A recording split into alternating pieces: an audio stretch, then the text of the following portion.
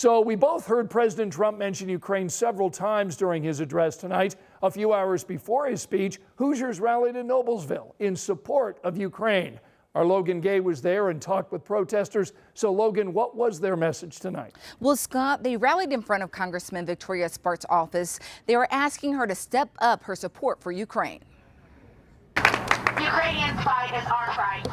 Russia's not going to stop. After Friday's heated exchange between Ukrainian President Volodymyr Zelensky and President Trump, you're gambling with World War III.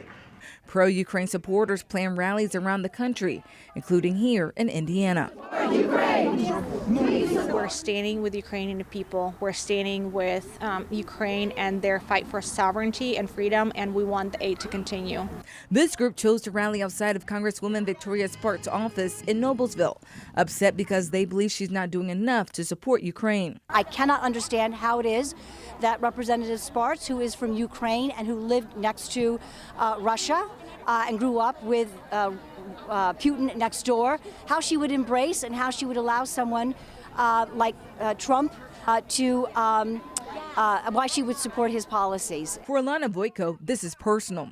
She's from Ukraine, and her husband is there right now fighting in the war. It has been a nerve-wracking late nights. They also worry about President Trump and whether he trusts Russia President Vladimir Putin too much. I think this concession that Donald Trump has made to the Russians and that he is forcing upon President Zelensky is going to come back and haunt us later on. Putin is not our friend. He is a terrorist. He invaded a sovereign country, and what is it to say that tomorrow he's not going to want Alaska back?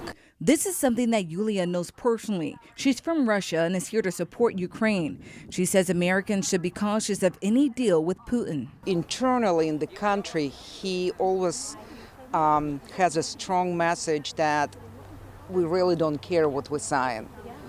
We will always have our agenda, and we'll always follow that agenda. So I have zero trust, and I think the world has zero trust in anything that Putin has ever promised. Voyko says she hopes Spartz and Americans will stand together with Ukraine, just like this group is standing together right now.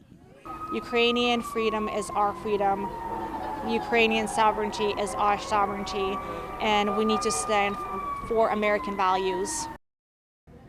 So I reached out to Congressman Victoria Spartz' office for comment about these concerns, and her office responded and said the Congresswoman appreciates all input and has made plenty of statements on her position on Zelensky and Ukraine.